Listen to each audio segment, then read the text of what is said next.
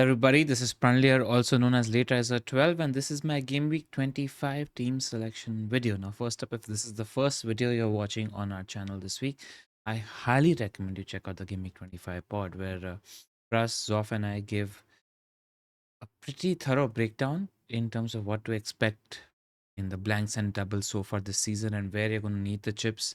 And we talk chip strategy and broadly which players should you think a lot before selling that you don't want to lose team value on. It's a very broad outlook at the rest of the season. So I really recommend you watch that because I'm not going to cover that on this video. And let's get into my Game Week 25 team selection video with the score in Game Week 24. Another green arrow. It's so nice to say that we're in the top 1 million. That's just been the kind of season we've had so far this season. David Moyes, an absolute legend. Absolute legend.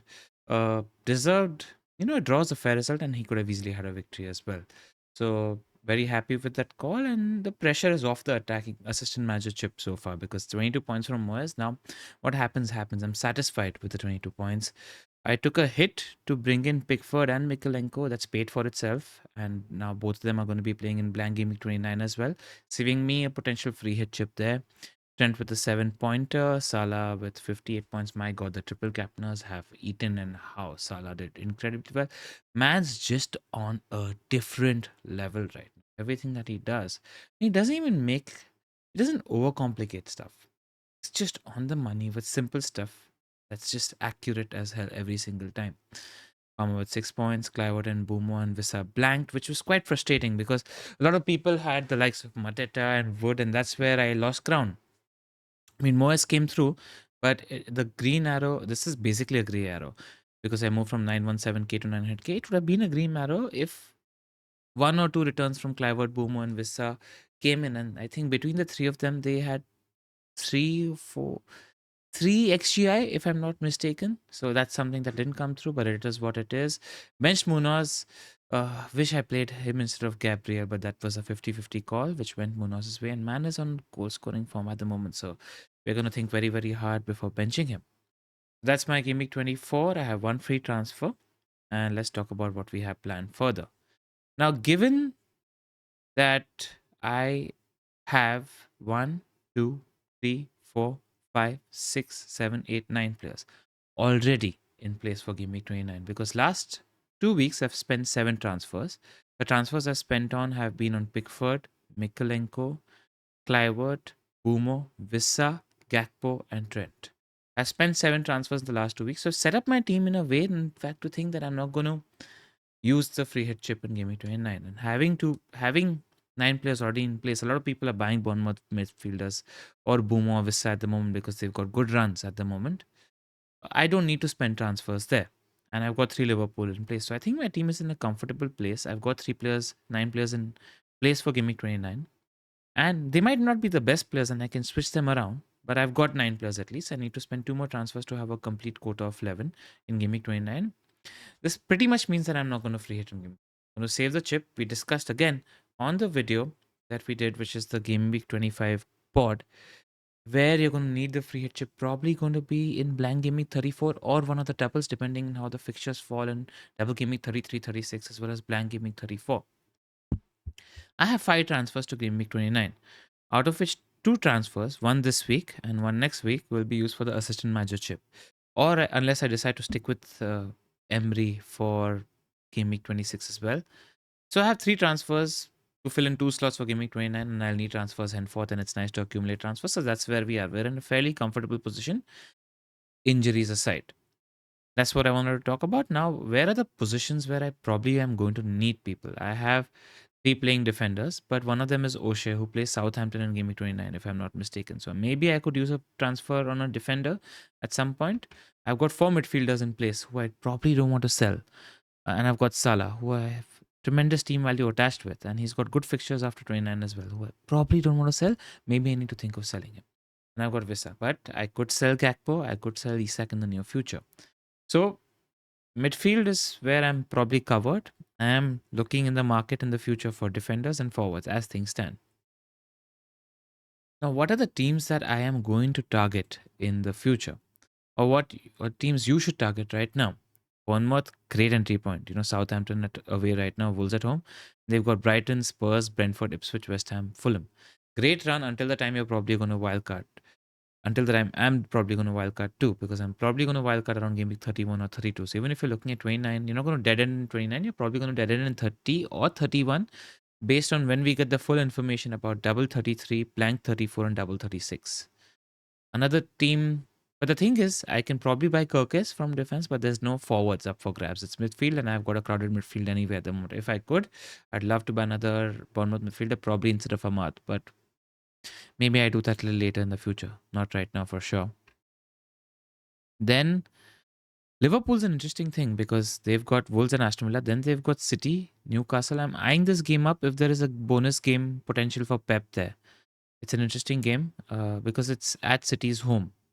Then they got Newcastle. So you're thinking that these two games are not necessarily clean sheet fixtures for Trent.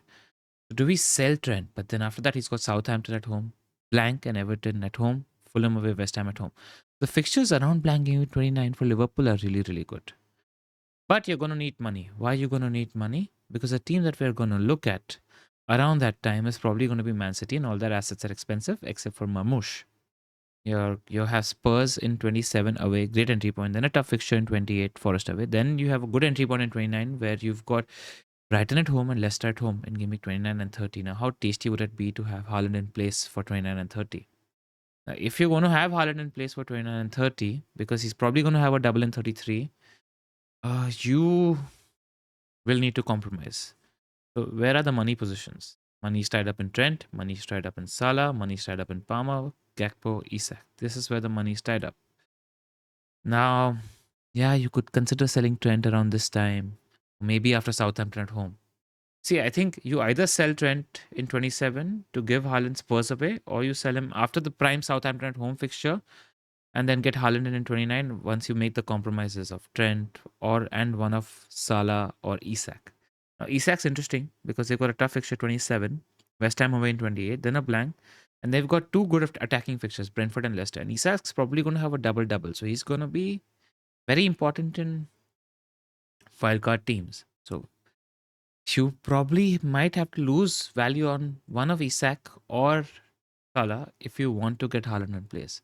And then there's Palmer as well, right? But look at Palmer's fixtures around 29. 29 is tough for Palmer. But before that, he's got Southampton and Leicester at home. Wow. Amazing fixtures. I'm probably looking at another Chelsea pick that probably opens up. I want to see now what happens minus Jackson because he's going to be out until March. He's going to be out for a while. And then they got Spurs and Brighton and Ipswich. So this is Chelsea's a team we need to scout because they have great fixtures game week 27 onwards. Then another team we need to scout is Wolves because they have good fixtures game week 27 onwards. Also Fulham at home, Everton at home, Southampton away, West Ham, Ipswich, Spurs. So the players I'm scouting at Bournemouth, Kirkes, Wolves, Ait Nouri and Cunha. Chelsea, anybody that opens up as a pick because outside of 29, they've got great fixtures around. So Nkuku's on my radar. If a midfielder emerges, it's on my radar. Cucurella is on my radar. Reece James, lol. United have decent fixtures as well in 27 onwards. They've got Ipswich at home, tough one in 28, Arsenal at home. Then they've got Leicester. So they've got like Ipswich in 27 and Leicester in 29, which are two decent fixtures. City, like I mentioned. And West Ham also have good fixtures 27 onwards. Leicester at home, Newcastle at home, Everton away, Wolves at away. These are the teams that we need to broadly look at if we are looking to save our free hit chip in Game Week 29. If you're not looking to save our free hit chip in 29 and play it, then Crystal Palace is a team you need to look at as well because the fixtures around the blank are amazing. Genuinely, really, really good. Just wanted to add that. All right. Now, the question is whether I should use the chip on Emery or not. My instinct is, yeah, just go for it. Because I've got Gakpo, Trent, and Salah. Salah's not going anywhere. Easy captaincy option. Gakpo, you're hoping that gets 30 plus 70, 100 minutes in the double, and I'll just take it, He could outdo or come close to Slot, and I don't feel the need to sell Trent to afford Slot at the moment. And Villa's home record is decent, and Emery is just the kind of manager who can potentially pull off a result against a team like Liverpool, who will be at the fag end of their fixture crunch. So that's something on my mind. And I like that the likes of Rogers are in good form. Watkins hopefully is back fitness. Asensio and Rashford are two good additions. Mullins look good so far as well. Yeah, so despite them having injury problems at the back, that said, Mings and one more guy were fit, and Disasi. Two centre backs are going to be playing for Villa, even though it's not the best. I just feel like taking a chance, and then they've got a Ipswich at home game before that, right? Which is a fairly encouraging game. However dodgy Villa's form has been, I just like two bites of the cherry, and I feel like a not so complicated move from Moyes. Now that Moyes is 7 points above Emery, we have a bank of points in the bank. To Emery, again, chasing upside is worth it. I probably might chase the anti-slot moment in Gameweek 26 as well if there is a bonus game in play for Pep. So that's where I am. Now, whether I want to make the move for Watkins, the question for that actually comes here, where I have got 3 free transfers outside of my manager transfers to Gameweek 29, and I've got 9 players in place. So I do have the potential for one extra transfer, which is Isak to Watkins, if I want 11 players in 29. But I feel like something else could come up, and I actually think that uh, you know, City for Isak is a really, really good game, sandwiched between the Madrid ties. So, and Isak tormented that Arsenal defense. So, City is not that good. And Akanji is out as well for a while, probably for the season if you haven't heard. So, at the moment, and it would be for a hit. So, at the moment, I don't think I'm leaning towards selling Isak for Watkins for a hit, unless Emery says something really convincing like Watkins is over his injury issues. I'm not feeling it at the moment. I think Isak is a far superior pick to Watkins at the moment. And I might switch eventually to Haaland. So, as things stand, 75%, I'm just doing Moyes to Emery and making no other free transfers. I just have one free transfer. And there's a 25% chance I take the hit for Isak to Watkins. That's where I am. I'm really, really scared of Rodgers. I think he's in a great run of form. He's got 6 goals and 4 assists in 14 Premier League home games. He's got a hat trick against Celtic in the Champions League and he's got 3 returns in the FA Cup as well. So he's done well, and he's playing really well at the moment. So I'm worried. In case Watkins is completely injured, look at Marlon as a punt. And we'll only find about this in Emery's press conference tomorrow. So as things stand, you guys know what I'm going to do. Just planning to do an uncomplicated slot name, Moyes to Emery. Okay, Bournemouth, Middle Rogers. I did some research. I wrote a nice article on Fantasy Football Scout. Basically, it's Mac 10, Mitoma, and March Part 2. But in the last 4 games, Clivert's NPXGI, even though a few shots from outside the box have gone in, is higher than Utara and Semenyo. And this is worth pointing out because the last 4 games in the Premier League is where they're playing the formation which will continue to play, which is up top you've got Utara, then you've got Semenyo on the left, you've got Brooks on the right, and Clivert playing the 10. So NPXG wise, Utara and Clivert is the same. Semenyo is a little behind. But Clivert's obviously overperformed his data when you think about the 2 shots from outside the box that have gone in. Semenyo is the volume shooter, but Clivert and Utara get more of the big chances. Utara gets more open play big chances. 2 out of the 4 big chances for Clivert were penalties. But Bournemouth have won the most penalties in the league along with Liverpool, and that might continue. I think there's at least one extra free goal in the next 6 games for Clivert by virtue of penalties. It's worth noting that once Clivert was not playing in the cup game, Semenyo took the penalty. So if there's an early sub for Clivert, because Jebison is fit now, Tavernier is fit now, and in case he gets an early sub off, Semenyo is next in line for penalties. But I wanted to add a little bit of balance where if you're looking at a longer period of data where Semenyo is playing on the right hand side, he's got higher NPXGI than Utara and Clivert. Clivert has the weakest. That said, there's been a sharp turn of form for Clivert in the last 5 or 6 weeks. Now, we don't know how long this is going to last. But given all things considered, my first choice is Clivert, my second choice is Utara, my third choice is Semenyo. But if you want to go anybody, I don't think anybody is a wrong move. Do you go Bournemouth mid or Rogers? If your team is in a place where you're not going to free hit in 29, so you don't, if your team is in a place where you're going to free hit in 29, so you don't need to worry about the number of players you have in 29, I'd be tempted by Rogers, even though Bournemouth have a good entry point against Southampton because a double's a double. And weird things happen in a double, like good things happen in a double. But if your team needs enough players for Gameweek 29 and you don't have enough transfers to get in players for Gameweek 29, and Bournemouth have a confirmed fixture in Gameweek 29, just get a Bournemouth mid or 2. That's my suggestion. So it depends on squad structure and chip strategy. Just one decision that I have is at the moment, this is my bus team. I'm benching a certain Amad Diallo and I'm playing Vissa. And I have a good feeling about Amad in what I expect to be a fairly open game.